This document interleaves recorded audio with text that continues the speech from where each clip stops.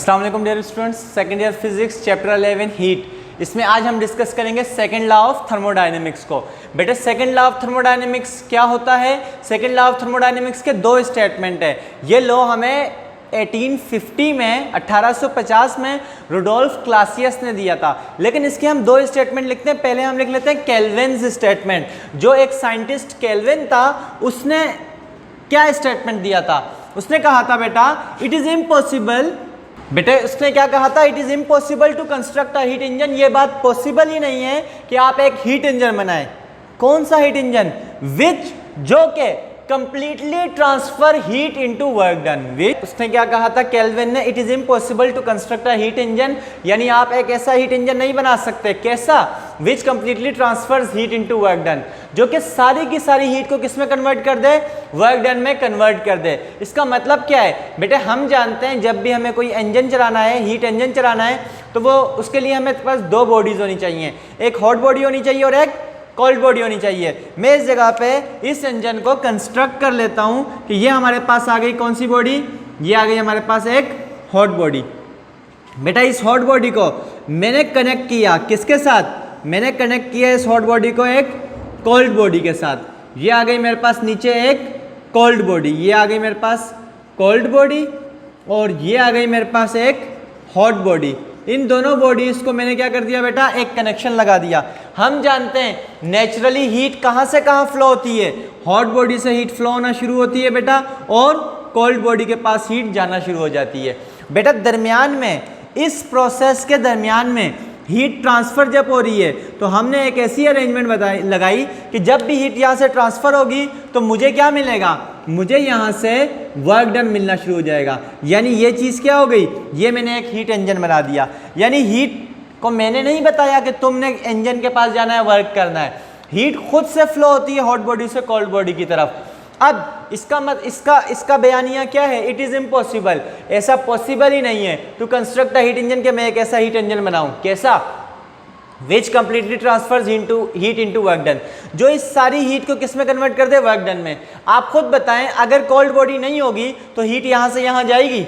Heat यहाँ से यहाँ भी जाएगी? नहीं जाएगी। हीट यहाँ से किसी और जगह फ्लो करेगी जहाँ कोल्ड बॉडी होगी।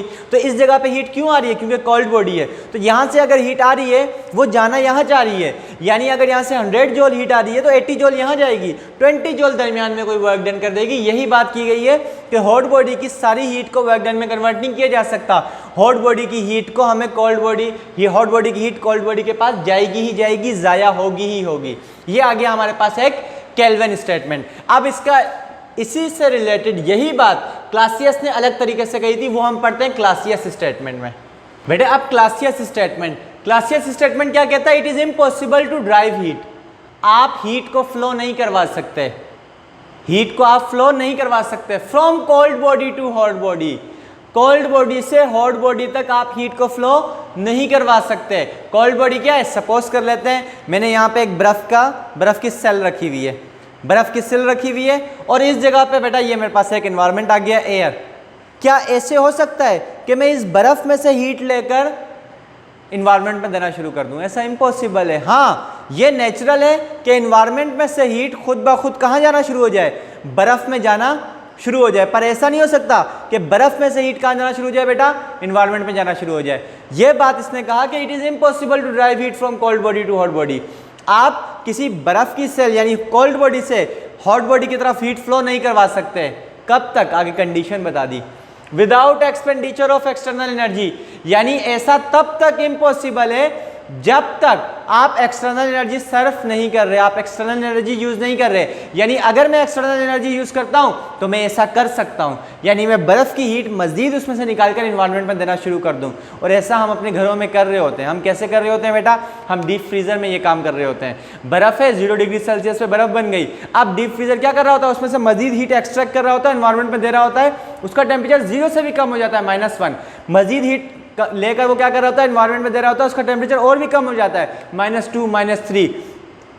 किस तरह हो रहा है बर्फ का टेम्परेचर, यानी कोल्ड बॉडी का टेम्परेचर और कम कैसे हो रहा है, कोल्ड बॉडी से आप हीट लेकर हॉट बॉडी की तरफ क्यों दे रहे हैं, क्योंकि आप डीप फ्रीजर चला रहे हैं और डीप फ्रीजर को आपने एक्सटर्नली एनर्जी दी हुई है, आपने प्लग लगाया हुआ है, इलेक्ट्रिसिटी आप उसको प्रोवाइड कर रहे हैं। अगर एक्सटर्नल एनर्जी नहीं देंगे तो ये बात इम्पॉसिबल है। ये बात किसने बताई थी हमें, ये बात हमें क्लासियस ने बताई थी। बेटा इस चीज़ को हम इस तरह देख लेते हैं कि हमारे पास ये आ गई एक कोल्ड बॉडी, ये मैंने एक बना दी एक कोल्ड बॉडी, और यहाँ पर आ गई बेटा एक हॉट बॉडी।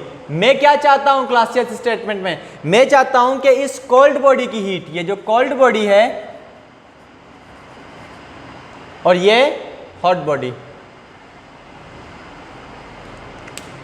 मैं चाहता हूं कि इस कोल्ड बॉडी की हीट कहां जाना शुरू हो जाए बेटा, इस कोल्ड बॉडी की हीट जाना शुरू हो जाए हॉट बॉडी की तरफ, यानी ये हीट इस तरीके से फ्लो करना शुरू कर दे, delta Q amount of heat यहां से निकले और इसमें क्या होना शुरू हो जाए बेटा, इसमें एब्जॉर्ब होना शुरू हो जाए। तो खुद तो नहीं जाएगी, हाँ नेचुरली हॉट बॉडी से कोल्ड बॉडी की तरफ खुद आएगी, यहाँ से यहाँ खुद नहीं जाएगी। अगर मैं चाहता हूँ इस तरह फ्लो करे तो मुझे यहाँ पे क्या चलाना पड़ेगा, मुझे यहाँ पे या तो डीप फ्रीजर या रेफ्रिजरेटर कुछ चलाना पड़ेगा और उसको मुझे क्या देनी पड़ेगी बेटा, एक्सटर्नली एनर्जी देनी पड़ेगी। एनर्जी और वर्क क्या होते हैं बेटा, इक्विवेलेंट होते हैं। मैं इस जगह पे लिख देता हूँ कि मुझे क्या देना पड़ेगा इसको, मुझे इसको del W amount of work देना पड़ेगा, यानी इसका उलट बात हो गई, यहाँ हॉट बॉडी से कोल्ड बॉडी खुद जाएगी तो वर्क डन आपको मिलेगा। अगर आप चाहते हैं कोल्ड बॉडी से हीट हॉट बॉडी की तरफ फ्लो करे तो आपको सिस्टम पे वर्क करना पड़ेगा, फिर सिस्टम कोल्ड बॉडी की हीट को कहाँ ट्रांसफर करना शुरू कर देगा, हॉट बॉडी की हीट की तरफ ट्रांसफर करना शुरू कर देगा। तो बेटा केल्विन स्टेटमेंट और क्लासियस स्टेटमेंट एक्चुअली इक्विवेलेंट हैं, दोनों एक ही बात कर रहे हैं। ये बात और ये बात बिल्कुल सेम टू सेम है, लेकिन इस बात को हम इक्विवेलेंट प्रूफ कैसे करें, इसके लिए एक क्वेश्चन भी आता है कि prove Kelvin statement and Clausius statements are equivalent, proof their equivalency, कि ये दोनों एक ही बात कर रहे हैं। तो बेटा आप हम हेडिंग डाल देते हैं equivalency of kelvin and Clausius statement. Equivalency derive करनी है, इक्विवेलेंसी प्रूफ करनी है केल्विन और क्लासियस स्टेटमेंट की। बेटा किस तरीके से कर सकते हैं, हमें ये बात प्रूफ करनी है कि केल्विन और क्लासियस स्टेटमेंट एक ही बात हैं। तो बेटा हम इसको करेंगे सपोज करके कि केल्विन स्टेटमेंट रॉन्ग है। अगर मैं एक स्टेटमेंट रॉन्ग सपोज करता हूं और दूसरा स्टेटमेंट उसकी वजह से खुद ब खुद रॉन्ग हो जाता है, तो इसका मतलब क्या है कि दोनों स्टेटमेंट क्या है, इक्विवेलेंट है। तो हम ये वाला तरीका यहाँ पे अपनाएंगे, हम सपोज कर लेंगे कि केल्विन स्टेटमेंट रॉन्ग है। केल्विन स्टेटमेंट क्या था कि हम एक ऐसा हीट इंजन नहीं बना सकते जो हीट को कंप्लीटली वर्क में कन्वर्ट कर देता है। मैं कहूँगा केल्विन स्टेटमेंट रॉन्ग है, यानी मैंने एक ऐसा हीट इंजन बना लिया जो कि हीट को कंप्लीटली वर्क डन में कन्वर्ट कर देता है। फिर उसके बाद मैं आगे क्लासियस स्टेटमेंट लगाऊंगा। क्लासियस स्टेटमेंट क्या है कि आप कोल्ड बॉडी से हॉट बॉडी की तरफ हीट को ट्रांसफर नहीं कर सकते without expenditure of external energy. तो इसको बेटा लिखते हैं, फिर मजीद क्लियर हो जाएगी बात। तो दिस हमने यहाँ तक लिख लिया कि इस बात को प्रूफ करने के लिए let us consider Kelvin statement is incorrect. हमने सपोज किया कि केल्विन स्टेटमेंट क्या है, गलत है, and we have constructed a heat engine, और हमने एक ऐसा हीट इंजन बना लिया है which completely convert heat into work done, जो कंप्लीट हीट को किस में कन्वर्ट कर देता है, वर्क डन में कन्वर्ट कर देता है। Now we use this work done. Now अब हमने कहा टू शो दिस, इस बात को प्रूफ करने के लिए लेट अस कंसीडर, कि आप कंसीडर करो केल्विन स्टेटमेंट इज इनकरेक्ट। हमने सपोज कर लिया कि केल्विन स्टेटमेंट क्या है, गलत है, and we have constructed a heat engine, और हमने एक ऐसा हीट इंजन बना लिया है which completely convert heat into work done, जो कि कंप्लीट हीट को वर्क डन में कन्वर्ट कर देता है। Now we use this work done. अब वो जो वर्क डन अभी अभी हमने कंप्लीट हीट को वर्क डन में कन्वर्ट किया है, अब इस वर्क डन को इस्तेमाल करो। किस लिए इस्तेमाल करो, to drive a real refrigerator. आप एक रियल रेफ्रिजरेटर को चलाने के लिए इस वर्क डन को इस्तेमाल करो, विच ट्रांसफर, वो जो रेफ्रिजरेटर है वो ट्रांसफर करेगा heat from cold body to hot body.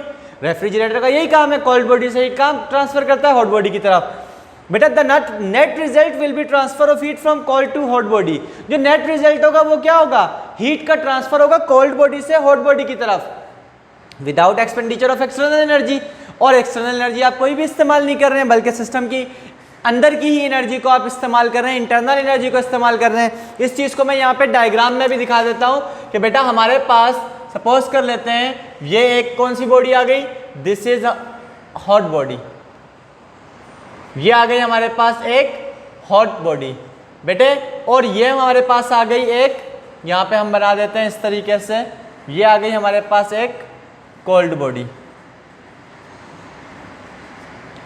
बेटे मैंने इस हॉट बॉडी को कनेक्ट किया एक हीट इंजन के साथ। यहां पर आ गया बेटा, ये आ गया मेरे पास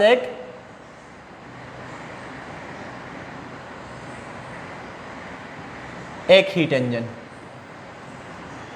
बेटा यहां से हॉट बॉडी से हीट आती है। मैं सपोज कर लेता हूं हॉट बॉडी की हीट को मैं शो कर देता हूं Q1 से।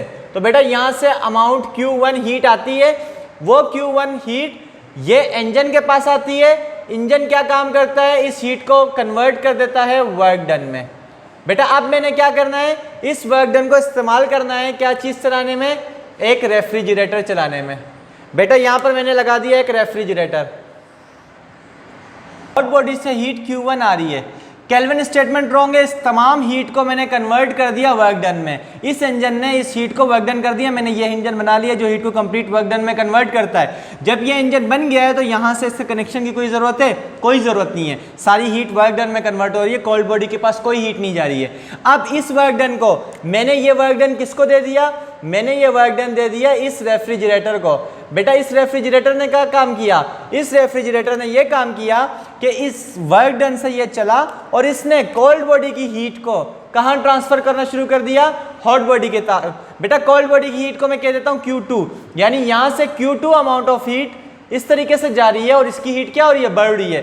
बेटा नेट रिजल्ट क्या होगा, नेट रिजल्ट अगर मैं देखूं तो कोल्ड बॉडी से हॉट बॉडी की तरफ हीट जा रही है। क्या मैंने कोई बाहर से एनर्जी दी, नहीं, मैं तो सिस्टम की इंटरनल एनर्जी को इस्तेमाल कर रहा हूं, यानी सिस्टम की इंटरनल एनर्जी इस्तेमाल हो रही है और कोल्ड बॉडी से हॉट बॉडी की तरफ हीट जा रही है। जब मैंने इसको इनकरेक्ट सपोज किया है तो ये इनकरेक्ट खुद ब खुद प्रूव हो रहा है कि इंटरनल एनर्जी की मदद से आप हीट को कोल्ड से हॉट बॉडी की तरफ ट्रांसफर कर रहे हैं। जबकि क्लासियल स्टेटमेंट आपको क्या कहता है, ऐसा इम्पॉसिबल है कि आप कोल्ड बॉडी से हॉट बॉडी की तरफ हीट लेकर जाएं without expenditure of external energy. बाहर से हीट लिए बगैर आप ऐसा काम नहीं कर सकते। यानी जब आप इसको रॉन्ग ले रहे हैं तो ये रॉन्ग प्रूव हो रहा है। इसका मतलब क्या है, ये दोनों स्टेटमेंट्स क्या हैं, ये दोनों स्टेटमेंट्स इक्विवेलेंट हैं। क्लियर हो गया बेटे। इस जगह पे हम लिख सकते हैं अब कि by taking this proves that, ये बात, ये एग्जांपल ये प्रूव करती है वायलेशन ऑफ केल्विन स्टेटमेंट।